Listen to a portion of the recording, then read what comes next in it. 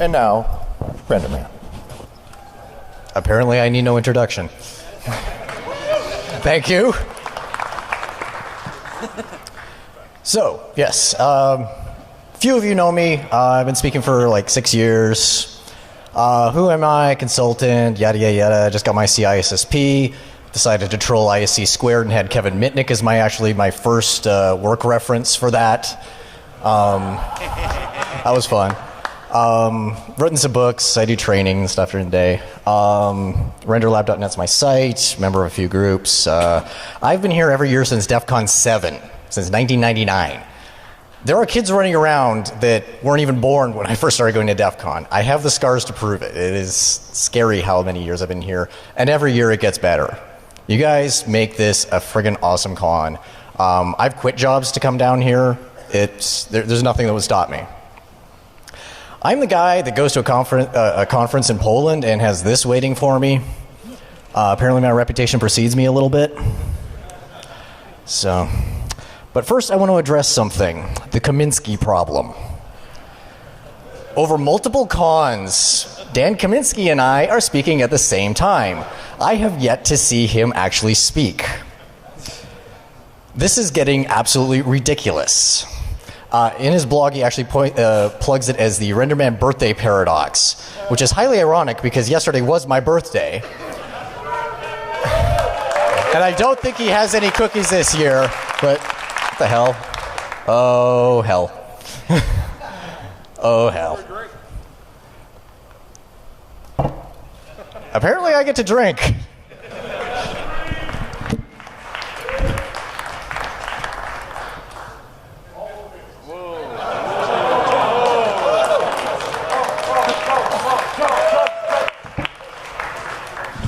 Absolutely no one make a head joke. But basically I'm thinking next year, basically with Dan, I think we just need to like find a way to really screw with DEF CON and any other con we end up at and speak together at some point and see how they schedule that one. Separate rooms. So, for this talk, I have to do some ass covering, and I have to thank the EFF for vetting this and giving me some suggestions as to what to say. For the love of SpongeBob, do not try anything you're about to see. We're talking about screwing potentially with commercial air traffic control and airliners in flight. This is not a natural tenable position for a human being, 500 miles an hour, 6 miles above the surface of the Earth. Use this information to make air travel safer. Use this to alert people that, gee, maybe there are other systems out there we should be looking at to protect ourselves. Think about how this happened and how we can make sure that future systems are built in a more secure manner. Because as you'll see, this is absolutely terrifying stuff, and this happens a lot. We as hackers have a unique insight. We think about things in terms of security. We always think about the outside. We always think about, that X factor, that thing that nobody else in the world seems to do. I mean, yesterday you had the chief of the NSA standing up here saying the same thing. Don't necessarily agree with everything he said, but the sentiment's there. We, as a group, have got to be more involved in the world. So, just for reference, here is the statute out of the United States Criminal Code about interfering with air navigation systems, of which basically half the stuff I'm talking about, if you actually did it, would be violating. You're looking at 5 years in jail and a bunch of fines and all sorts of fun. This talk is kind of weird. I want to be wrong. I want to find out that I am completely wrong about everything I'm about to talk about. I'm not a pilot. I am not an air traffic control operator. Could you imagine me as an air traffic control operator?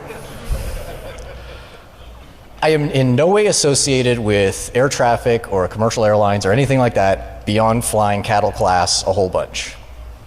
I'm very good at stuffing people in the overhead bins now. So, if I get some acronym or some minor detail wrong, I apologize. You think the computer industry is bad for acronyms? Start reading some of this documentation. It's insane.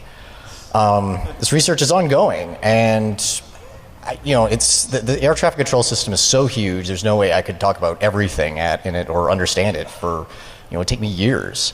But this stuff is too important to just keep quiet. So I wanted to point all this out now so that I can get other people on board, so it's not just all me and another handful of people.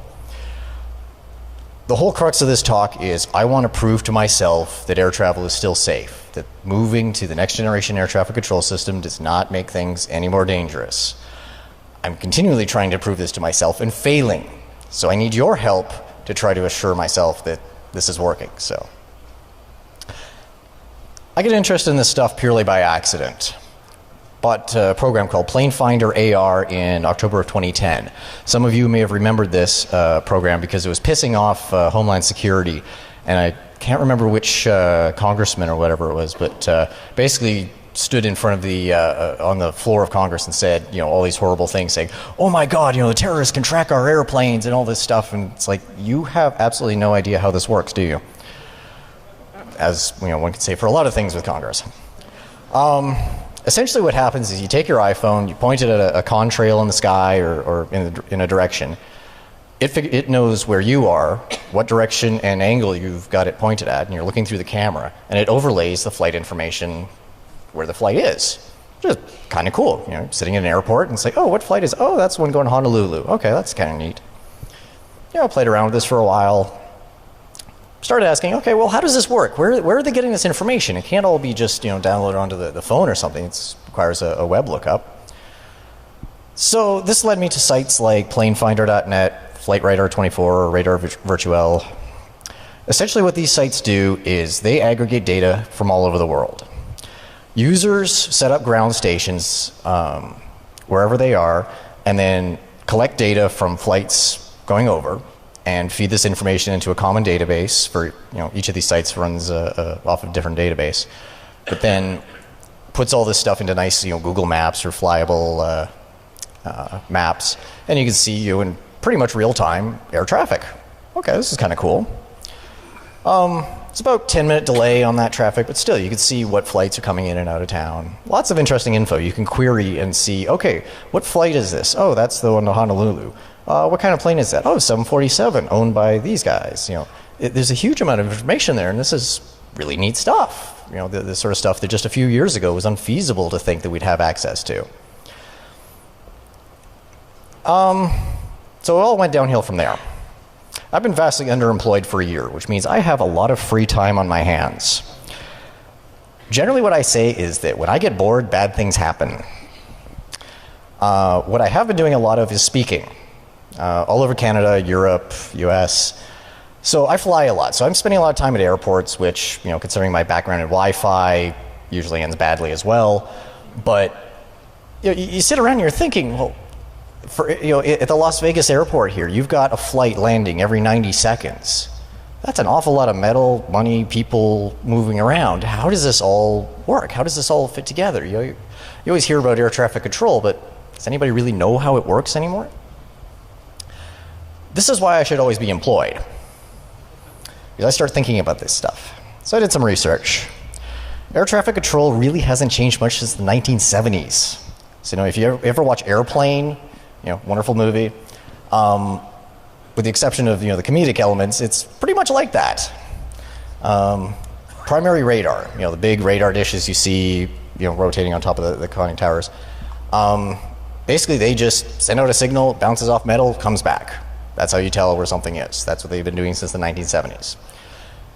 They now have whoa, drinks are kicking in. They now have a transponder system, a secondary radar system. So as that radar goes out, it sends out a pulse that the transponder receives and then sends out a signal back with a transponder code as well as altitude information. So previously with primary radar going around, they knew the bearing and approximately the distance of the flight, but they had no idea of altitude. They didn't know anything. All of that was transmitted over voice channel. Now with secondary radar, you at least have some sort of tracking saying, oh, this is American Airlines flight, da-da-da-da-da-da. But there's still a huge amount of work required. There's still a lot of voice communication going back and forth. This interrogation only happens every few seconds, and when you've got something flying 500 miles an hour, its position changes really quickly. So you aren't getting as accurate a picture of what's going on in the sky as you think. The pilots get no benefit. Air traffic control knows where they are. The pilots don't.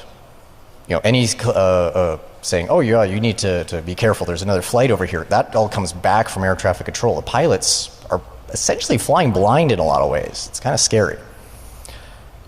This requires that there be a large separation of planes. You can't have planes, riding each other's ass all the way in. You have to maintain a certain level of separation for safety because you don't know, exactly where things are. It could get too close, bad things could happen. So we're still pretty much running by the seat of our pants. IVR, which is basically a waypoint-based system, is not optimal. So a lot of airlines are saying, well, we need to improve this because if we're flying point to point to point, shortest distance between 2 points is a straight line. They aren't doing that. They want to be able to do that. It saves gas. You're always hearing about the fuel surcharges and all that crap nowadays. And air travel is increasing. You've got a limited capacity. You can't build an airport every 5 miles kind of situation. You've got cities where, you look at the Las Vegas airport here, McCarran, there's only a limited amount of space that you can do there. There's only so much throughput you can put through there. So you need to do everything you possibly can to squeeze everything you can out of there. And then you just get really weird crap, things like weather. There was that volcano a couple of years ago in Iceland, which I am certainly not going to try to pronounce the name of. These sort of events can cause havoc all around the world, and those effects in one location can ripple because the entire situation is dependent. A flight leaving Europe landing in the United States is then going to continue on somewhere else. If that plane doesn't arrive, well, it just backs up the whole system. So the decision was made, something needs to change. That change became the next generation air traffic control system. In the late 90s, FAA and others created an initiative to revamp air traffic control in the US and by proxy, essentially the world. They wanted to do more with less, take the existing systems, because the problem is you've got, what were some of the numbers? It was almost half of the air fleet is in the air at any given time.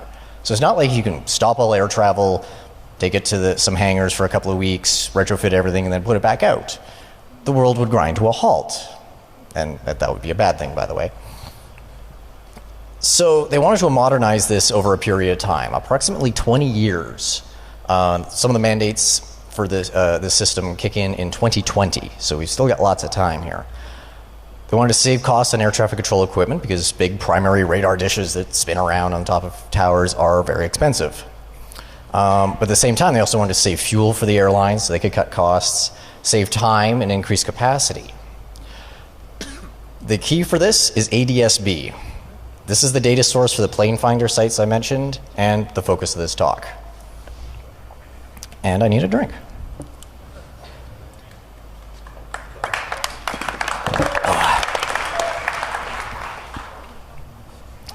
So ADS-B is Automatic Dependent Surveillance Broadcast. Planes are now being equipped with GPS to determine their own position. They broadcast that over a 1090 megahertz link, or for smaller planes, 978 megahertz for general aviation, at approximately 1 hertz, so once a second. So you get a much faster update than you did with primary radar. This information contains the aircraft ID, altitude, position, and latitude and longitude, bearing, speed, all that stuff, airframe numbers, etc. This is received by a network of ground stations. Now these ground stations can be a lot more plentiful because they're a lot cheaper than a big spinning, rotating radar dish.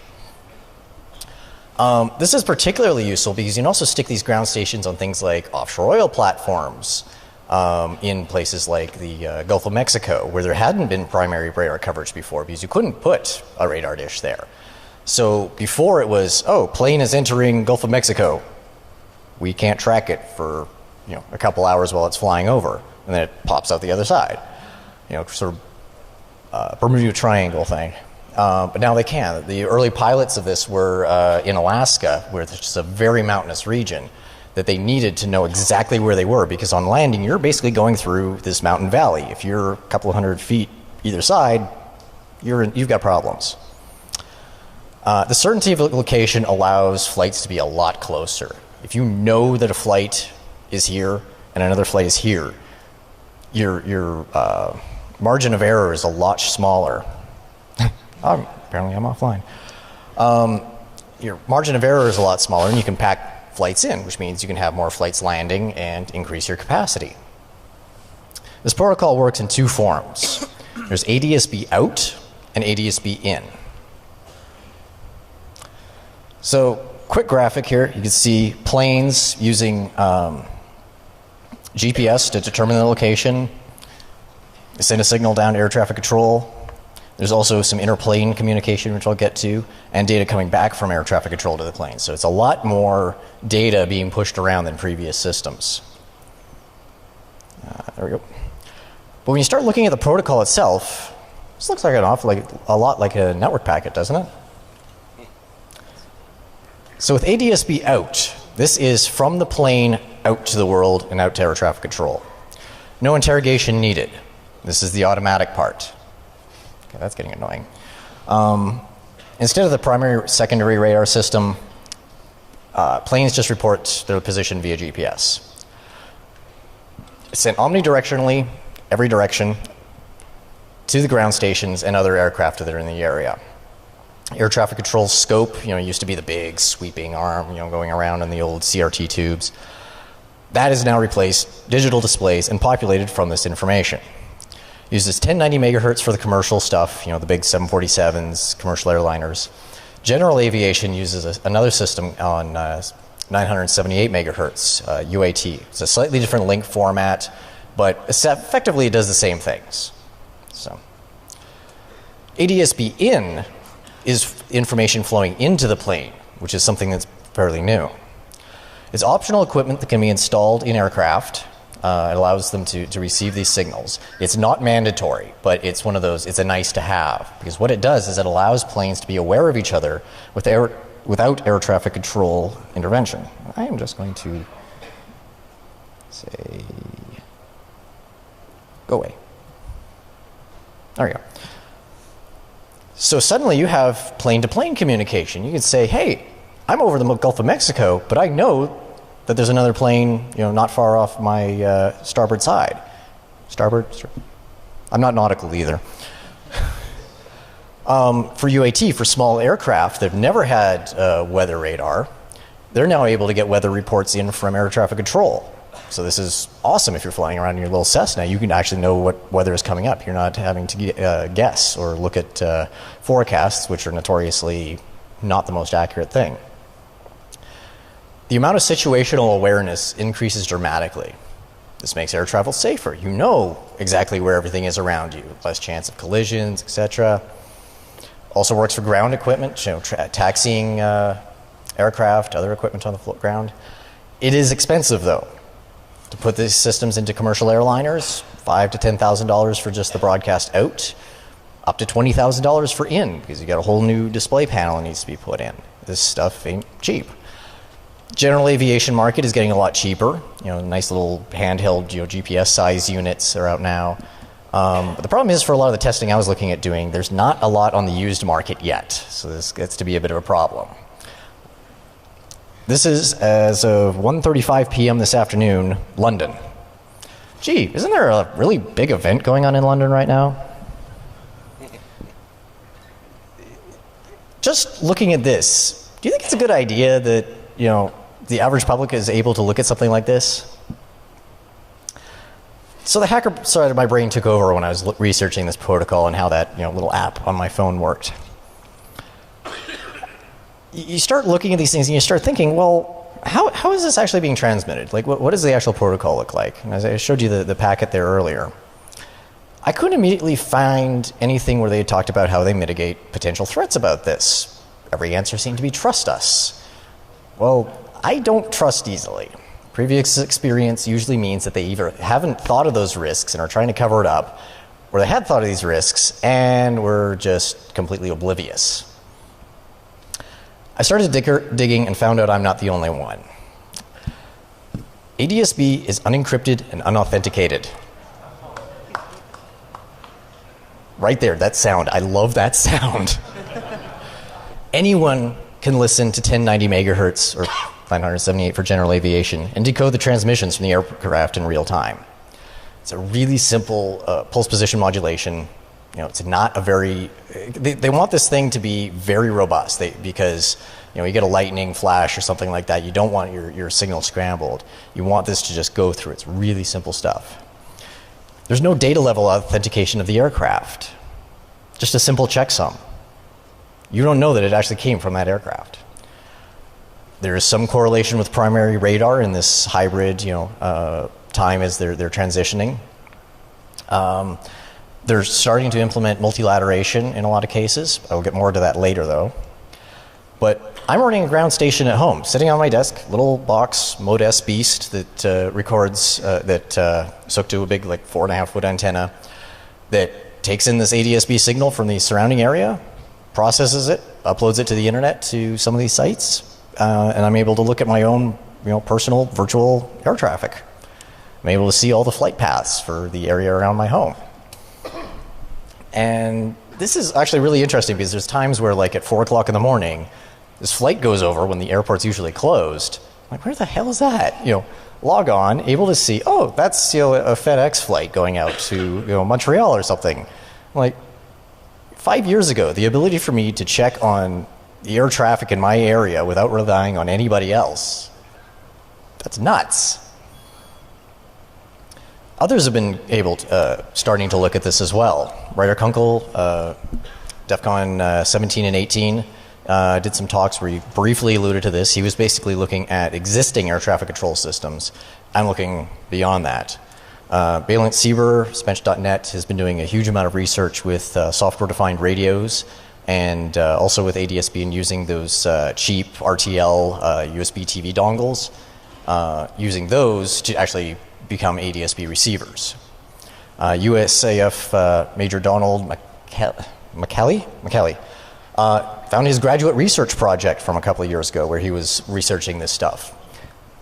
All of these people so far have not, if you read their work, had not found any mitigations for this. They were just saying, well, there's all these potential threats.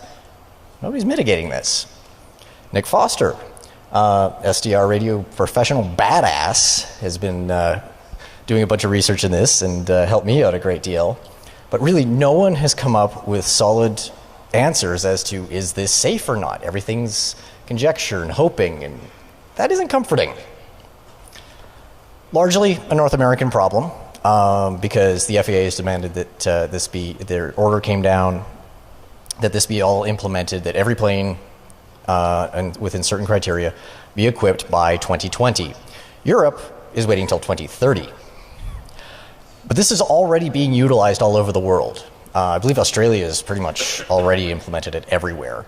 UPS has equipped all of their flights with ADS-B out. They were an initial test bed for the FAA. There are planes over our head right now that are ADS-B equipped and using this. It's the inevitable direction. We've only got 8 years before it's mandatory on this continent that, to ask some of these hard questions as the flying public. I fly a lot and want to get home safely. I am very aware of the irony of talking about attacking next-generation air traffic control when I have to fly home. But there's a multitude of threat vectors we need to look at. First threat, ADS-B out. So this is plane 2 air traffic control. Eavesdropping. This is simple, as I said, unencrypted, unauthenticated protocols. I'm running a base station. I'm able to record all of this myself. Gee, this is all clear text. What can I data mine with that? I get multiples of these stations. I can do my own homebrew multilateration. Even if a plane is not broadcasting its GPS coordinates, if it's broadcasting anything that I can identify, I can still locate that. Air Force One being a prime example of this. The data mining potential, we know it's in the air, when, where. Remember the extraordinary rendition flights from a few years ago where they'd grab a guy in one country, take him to another country to beat the living crap out of him? All of that was uncovered by a bunch of plane spotters who were looking at flights that weren't on normal data channels and tracking where they were going. Because essentially, in order to play nice in airspace, you have to tell air traffic control who you are. I highly suggest you stick around for the next talk, Busting the Bar, because they're talking about this exact sort of stuff where they're data mining this information. Their method is a little different than using ADS-B, but you augment their method with ADS-B, and you're going to have a hell of a lot of data to mine. Another obvious attack vector, injection. What is to stop us, other than a very long jail sentence, from injecting ghost flights into air traffic control systems? Documents that discuss using primary radar, actually bouncing signal off metal, that talk about fusing that with ADS-B in order to verify, okay, this plane says it's here. We actually have metal in the air at roughly that location. We can kind of trust that. The same documents that talk about using this system also talk about, hey, ADS-B is cheap. We can now turn off primary radar. That's scary. What happens if we introduce just slight variations of existing flights? Say, start with broadcasting the same location of that flight, but just sort of, make them diverge. How do you know which one's the real one? Generally cause confusion at inopportune moments. You've seen what a snowstorm will do around the holidays at hubs like, New York or Atlanta or wherever. It causes chaos for days. People sleeping in airports and all that. Gee, there's an Olympics going on. If you could suddenly introduce a whole bunch of random crap, because air traffic controllers are busy enough as it is. If you throw 50 extra flights in there that they're having to sit down and figure out, okay, what the hell is going on here? There's planes now circling. You've now got other, you got things backing up. It's instantaneous. It is scary when you start thinking about the possibilities of this. Could you train the system, create a false signal that goes same time every Tuesday at 2 p.m., this random flight that never responds and is never found to have actually metal there? Do that for a few weeks and then, gee, that's where your smuggler's flight goes. There is some discussion of multilateration in this documentation. So multilateration is basically sort of the opposite of triangulation. You have a signal being broadcast from a location, your plane, picked up by multiple base stations. Based on the differences of time between those, you can actually build an arc as to where that signal came from. You get 3 stations, you're able to draw 3 arcs. Where they intersect, that's where your plane is. But there's nothing that I've found that says that this is actually mandatory. The systems are being set up in North America. The company that's implementing them is saying, yes, our systems are capable of doing this. We built it in because it's essentially the same radio. It's nothing fancy there. But there's nothing mandating that airports use this. It may be buried somewhere, but you'd think something, information like that you'd want kind of out front and important. What about jamming? It happens.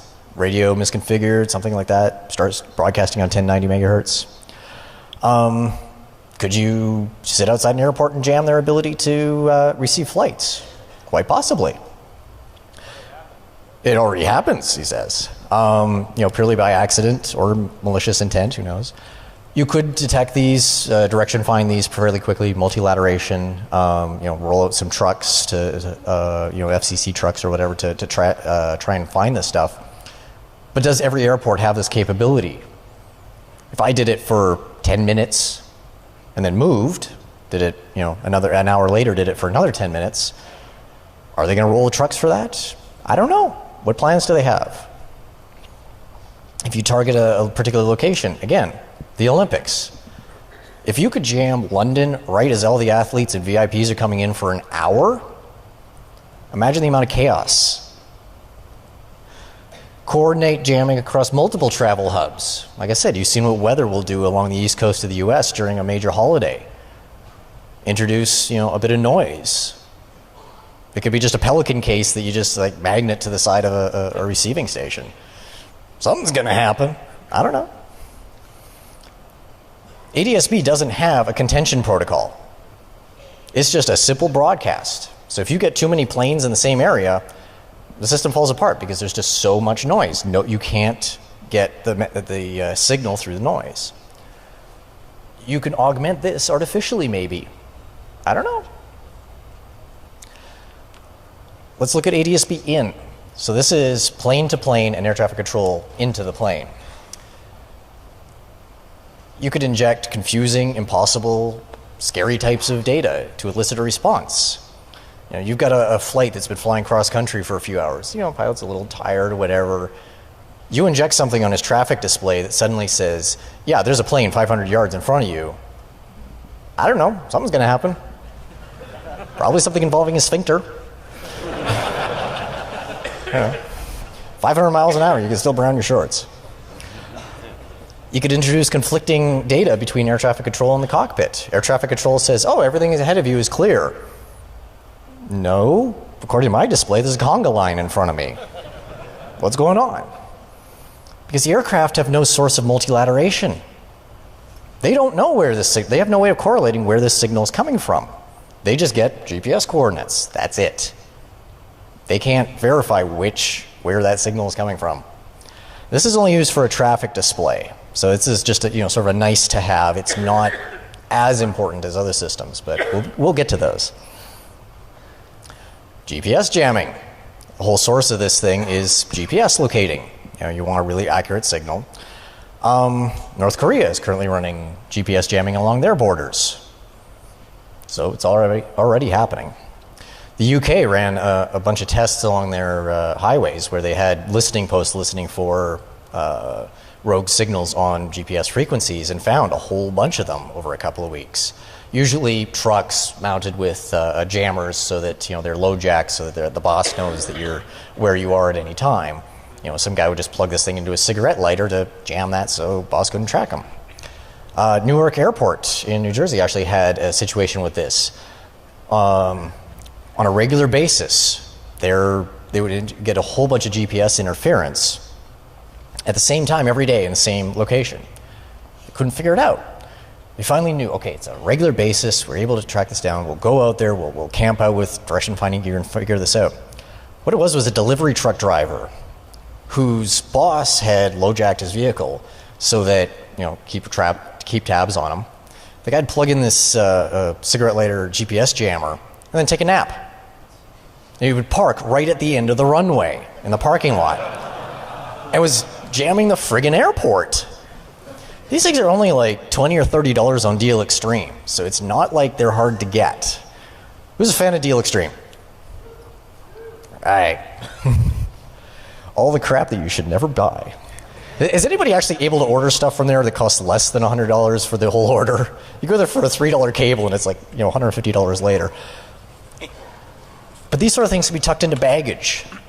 Could be sitting on a timer. Okay, what's your fallback position now? We jam GPS for the entirety of the flight. All the advantages of ADS-B suddenly go out the window. And if you've now disabled a bunch of the original primary stuff, okay, what do we do now? I don't know. Something's going to happen. GPS spoofing. We manipulate the signals from GPS satellites to say, oh, you're at a different latitude and longitude. The aircraft location tracking is no longer reliable. Okay, best case, we fall back to traditional navigation ads, get rid of some of the advantages of ADS-B. Worst case, such as if you're flying through a mountain valley in Alaska, you intersect something that's a lot bigger than you, and that would be bad. Iran may have used this technique to bring down a U.S. drone earlier in the year. That one I don't think we'll ever actually get a complete answer as to what happened, but still, it's interesting to consider.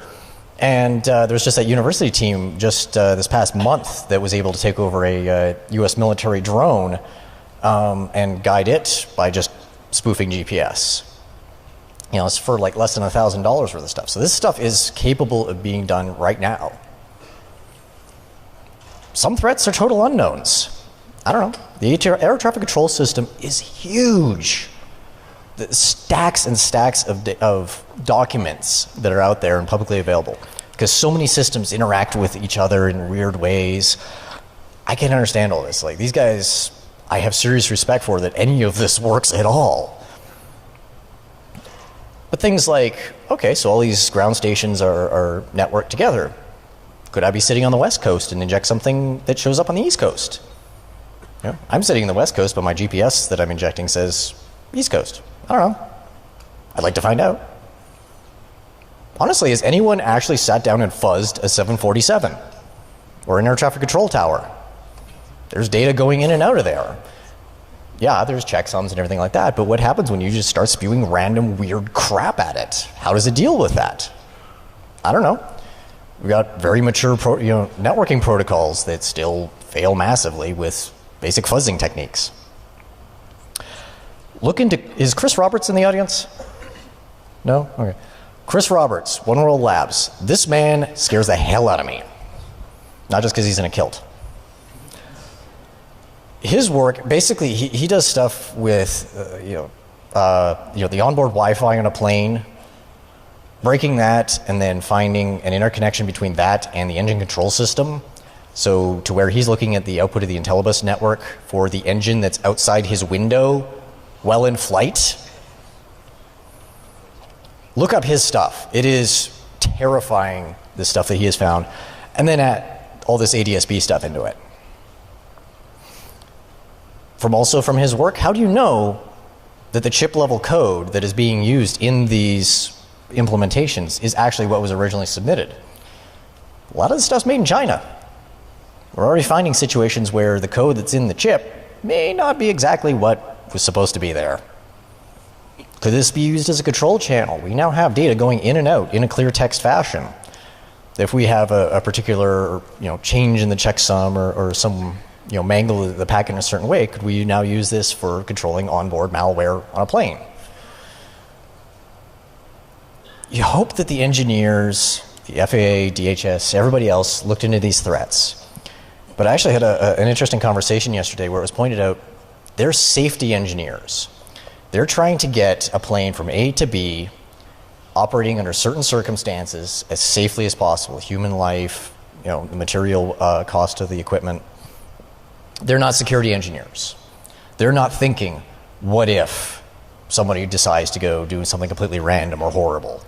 What happens? Okay, they're thinking, if we fly through an area where there's some random interference, that's fine. But what about targeted, intelligent, slight manipulations of data? This isn't their normal operating thing. This is new to them. Not for us, though. We're sort of the opposite. They're safety engineers. We're security engineers. They're used to thinking about getting things safely and not thinking about security. We're used to thinking about security, definitely not safety. Says the guy with a bottle of Crystal Head here.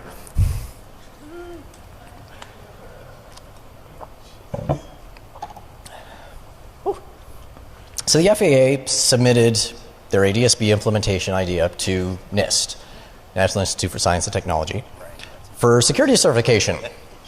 Great, cool. Somebody else, independent verification.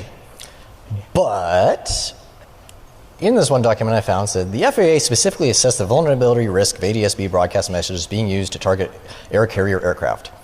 This assessment contains sensitive security information and is controlled under 49 CFR Parts 1 and blah, blah, blah. And its content is otherwise protected from public disclosure. It gets worse. While the agency cannot comment on the data in this study, it can confirm the purposes of responding that the comments in this rulemaking proceeding that using ADSB data does not subject any aircraft to any increased risk compared to the risk that it is experienced today. This is comforting. Yes, we submitted it for security evaluation. We can't tell you if it was crap or not. What threats were they testing against? Did they think of everything? Maybe there's somebody in this room who could think of something else that I haven't, or that they haven't. Why not threats of tomorrow? Yeah.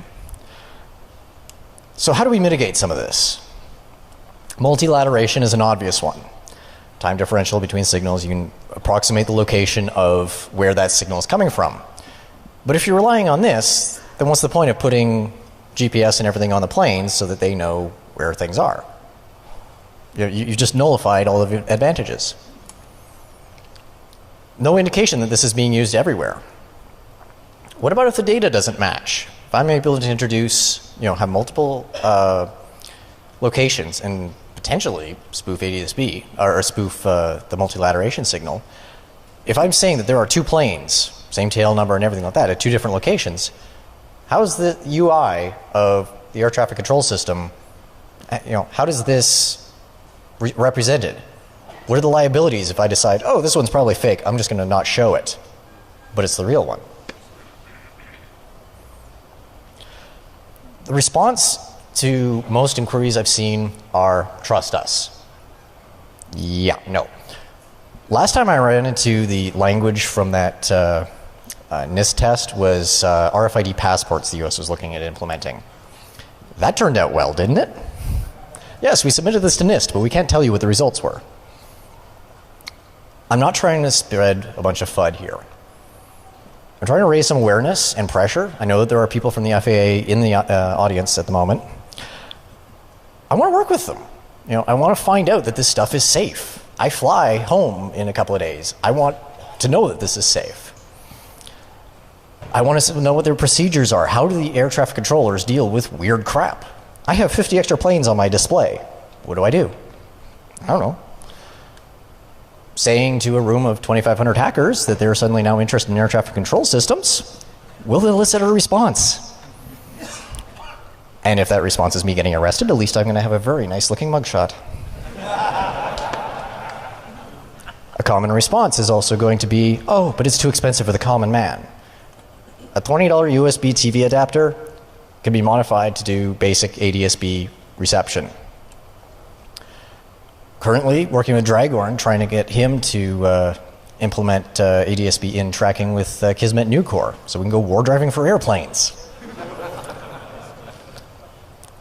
I got word while in the air en route to Poland that Nick Foster had actually implemented ADS-B out through GNU Radio. You can see we actually have a valid packets, able to go out through GNU Radio. The honeymoon's over. Exploit number 1 is here. We have the potential now to putting data into the air. GNU Radio plot for a Mode S extended squirter packet. He also raised his game and impressed the hell out of me. He basically took ADS-B in on flight gear, the open source flight simulator, basically had one radio receiving real-world ADS-B packets, populate the virtual world of the flight simulator, and also has another radio that outputs from your little Cessna out to the real world. So, got a little video here.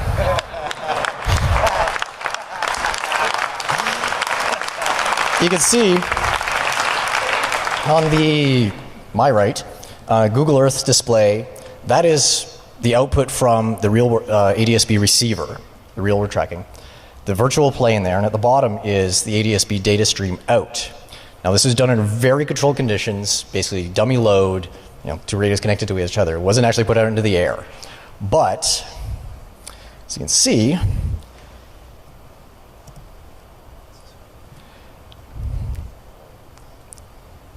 so just to explain what's going on here, you see, okay, you've got real planes there, VDR, 211, everything. Those are the real flights. Your mom is not the real flight. Your mom might be as big as a 747, but that's not her. You see, it's got valid packets, valid information, and I can't tell if it's showing up on the displays or not. Okay, so it is. You can see the flight path as he's turning around there over the bay. So we're generating packets that if you put this in front of air traffic control would show up on their display. Now, does anybody think that's a good idea?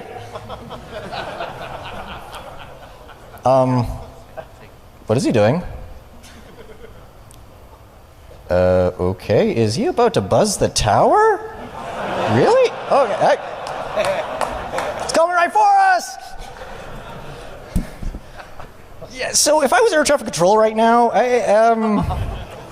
how fast would I be running?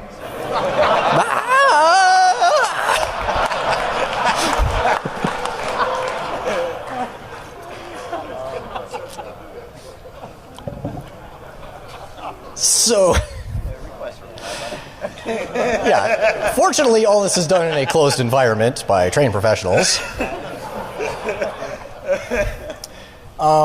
But yeah, you could kind of get the idea that this isn't a good thing.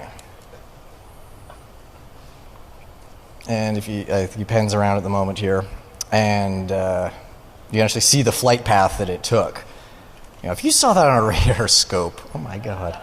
Yeah, there you go. You can see it spun around, come around. All right. That show's over.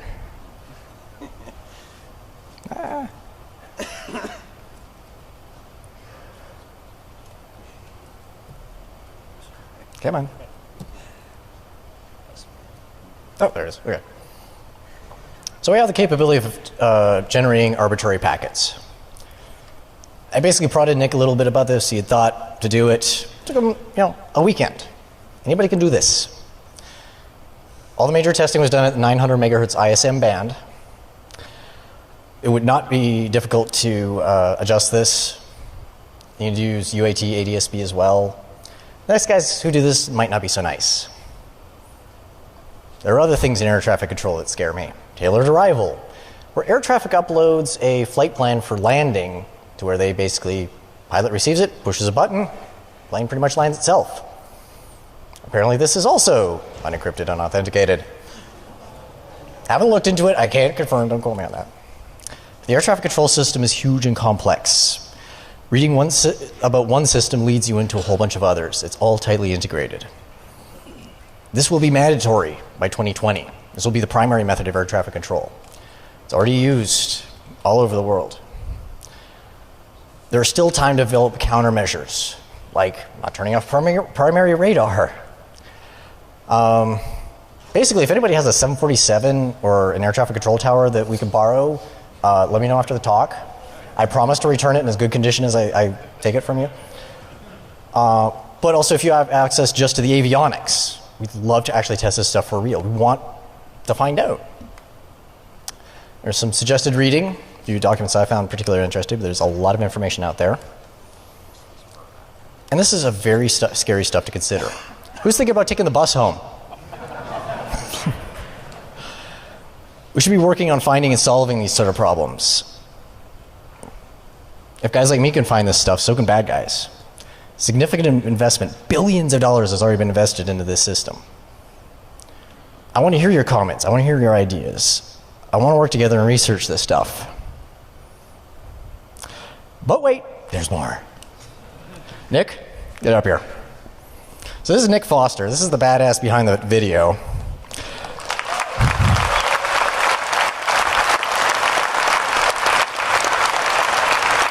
And this afternoon he was telling me about something he just figured out. So I figured it out after a night of heavy drinking last night. First of all, just to say, this is like shooting fish in a barrel. If you're not scared about this, you should be. This is really easy to do without encryption, without any thought of security in the protocol. It's just not hard. So there's a collision avoidance system called TCAS that predates ADSB. It's called Traffic Collision Avoidance System. It's how airplanes keep themselves away from each other. It operates on the same Mode S data link that ADSB uses. ADSB doesn't supplant it. It works with TCAS. TCAS is how airplanes avoid hitting each other. ADSB is how airplanes know where each other are outside of that. So it relies on this cooperative ranging system. It's like a ping pong. And it's slaved directly to the pilot. The pilot can see TCAS reports. If there's a plane nearby that TCAS says you should watch out for, it's going to show up on the pilot screen. If it can be spoofed, this is bad. Now the pilot is seeing false information. It gets worse. On Airbus and Eurocopter aircraft, it's actually tied in to the autopilot. So if the flight director is turned on and TCAS says, hey, somebody's coming up close to you, the autopilot is going to take corrective action. Really. Sounds bad. This is bad.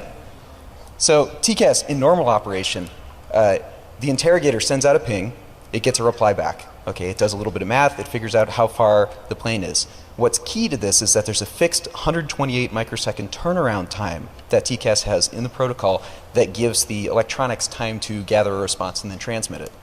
Well, I don't need 128 microseconds. What if you're not cooperative? If you send out a reply sooner, if you can get a reply out sooner, say you can do it in 70 microseconds, now you can fake your distance from the aircraft much closer. You can create essentially an arbitrary range to the aircraft. Altitude is encoded in the reply, so you can create a synthetic arbitrary altitude that happens to match the aircraft's altitude. That's it. You can create a range track, a collision course between two aircraft, one of which doesn't exist, that's slaved into the autopilot. So that's what we just figured out last night. I'll turn it back to you. Thank you. So, do we have time for questions? No. Okay, I think I know who you are, so... No? All right. So apparently Kaminsky actually supplanted me out of the Q&A room, so it's actually going to be in the hallway outside the Q&A rooms. So out this door, down the hall, left, down there, look for me. I'll hang out as long as it takes to answer questions. Nick will be here. Thank you, Nick. Thank you to the EFF. Please talk to us about this stuff. Communicate. Thank you.